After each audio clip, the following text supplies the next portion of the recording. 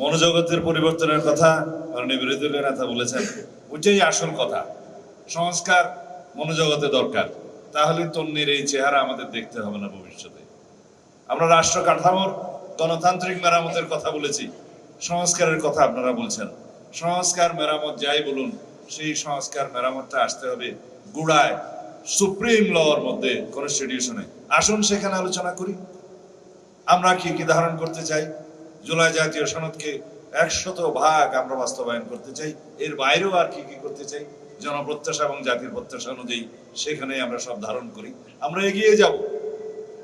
আমরা যেই কারণে জুলাই গণ অভ্যুত্থান এনেছি, সংগঠিত হয়েছে, আজকে আরেক বক্তৃতায় বলেছি, নিউটনের আপেলের মতো সেটা কখনো অটোমেটিক ফল ডাউন হয় না, তাকে পেড়ে নিতে হয়। সেই গণ অভ্যুত্থানকে সফল করেছে আমাদের এই তরুণরা, আমাদের প্রিয় নাহিদ, মাননীয় বিরোধী দলীয় চিফ হুইপ। আমি তার মধ্যে আমার নিজেকে দেখে, আমার সেই যৌবনের নিজেকে। আপনাদের সকলকে অনুরোধ করব, আমরা জুলাইয়ের কৃতিত্বকে যেন কেউ কেড়ে না নিয়ে যাই। আমরা যেন সবাই আরাধনা করি জুলাইয়ের প্রত্যাশাকে বাস্তবায়নের জন্য, আকাঙ্ক্ষাকে বাস্তবায়নের জন্য। কৃতিত্বকে আর চেতনাকে যেন আমরা চিন্তায় না করি, এটার কোনো প্রয়োজন নেই। জুলাই অভ্যুত্থানে দেশের সকল মানুষ চেয়েছিল, যারা 2009 থেকে 2024 পর্যন্ত গুম খুনের শিকার হয়েছে, হামলা মামলার শিকার হয়েছে, অজস্র রক্তদান করেছে, অশ্রু জল দিয়েছে, তাদের সবারই এই জুলাই। আমাদের যে সমস্ত সন্তানেরা শহীদ হয়েছে, আহত হয়েছে, দু চোখে অন্ধত্ব বরণ করেছে, তাদের সবারই এই জুলাই। আমরা জুলাই নিয়ে যেন কাড়াকাড়ি না করি, আর যদি আমরা তা করি তাহলে 71-এর চেতনা ব্যবসায়ীদের মতো আমাদের পরিণতি হবে। যারা দিল্লিতে যে বসে আছে তারা এখনো হুঙ্কার দিচ্ছে বাংলাদেশে আসবে বলে এবং বাংলাদেশে রাজনীতি করবে বলে, কিন্তু না, আজকে আমরা এখানে বাহাস করব, সংসদে বাহাস করব। সওয়াল যদি আওয়ামী লীগের হয় তখন আমরা সবাই এক, এই জাতি এক, ঐক্যবদ্ধ। ফেসিবাদের কখনো প্রত্যাবর্তন হতে পারবে না এই দেশে, ফেসিবাদের কখনো উত্থান হবে না এই দেশে। যদি ফেসিবাদের উত্থান হয়, আমরা এই সংসদে কেউ থাকতে পারবো না, এই বাংলাদেশে কেউ বসবাস করতে পারবো না। তারা গতবার যেই ভুল করেছে বলে মনে করে যে সবাইকে নিঃশেষ করে দিতে পারেনি। যদি বাংলাদেশকে আমরা রক্ষা করতে চাই, ফেসিবাদের প্রত্যাবর্তনকে ঠেকাতে হবে, এবং তা যদি করতে হয় আমাদেরকে গণতান্ত্রিক আচরণ করতে হবে, সহনশীল হতে হবে। সড়কে যেন আমরা অসহনশীল না হয়ে যাই, শিক্ষা প্রতিষ্ঠানে যেন আমরা অসহনশীল আচরণ না করি।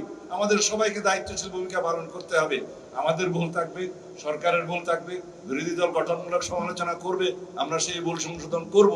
এটাই হচ্ছে গণতান্ত্রিক ভাষ্য। আমরা চাই আপনারা আসুন, আমরা সবাই মিলেমিশে রাষ্ট্রের সুপ্রিম লটা আগে ঠিক করি, গণতান্ত্রিক কাঠামোটা আমরা ঠিক করি। আগামীতে রাষ্ট্রপতি নির্বাচন হবে, সংসদ সদস্যগণ নির্বাচনে ভোট দেবে, কিন্তু সেই সংসদ সদস্যগণ নির্বাচনে ভোট দিবে বর্তমান সংবিধানের ভিত্তিতে, যাতে দলের বাইরে কেউ ভোট দিতে পারবে না।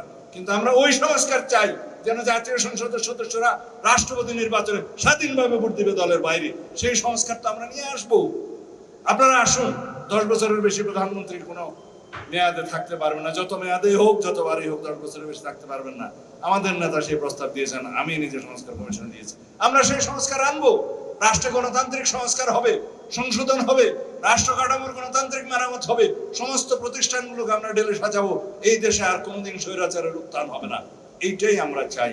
আজকের এই দিনে আমি বেশি বক্তব্য দেবো না, বক্তব্য দেয় আমার দোষ, আমি বেশি বক্তব্য আজকে দেবো না। আমরা আগে যদি যেতে চাই তাহলে আমরা যেন পরস্পরকে পিছিয়ে না টেনে ধরি। আমরা যদি গণতন্ত্রকে চাই তাহলে গণতান্ত্রিক চর্চা যেন আমরা করি। আমাদের মধ্যে সহনশীলতা আসতে হবে, আমাদের অধৈর্য হলে হবে না। সুতরাং প্রতি পরতে পরতে আমাদের গণতান্ত্রিক চর্চা করতে হবে, সাংবিধানিক সংস্কার আমরা আনবো সবাই মিলেমিশে, এই দেশটাকে এগিয়ে নিয়ে যাব। এমন একটা গঠনতন্ত্র আমরা করব, সংবিধান করব, যে সংবিধানের ভিত্তিতে দেশ অনেক দিন চলবে। স্বৈরাচারের কোনোদিন আর এখানে উন্মেষ হবে না, উৎপত্তি হবে না, কখনো স্বৈরাচার ফিরে আসতে পারবে না। আমাদের প্রভু থাকবে না, আমাদের বন্ধু থাকবে। এই নীতিতে আমরা এক থাকি, আমাদের সবার আগে বাংলাদেশ, এই নীতিতে এক থাকি।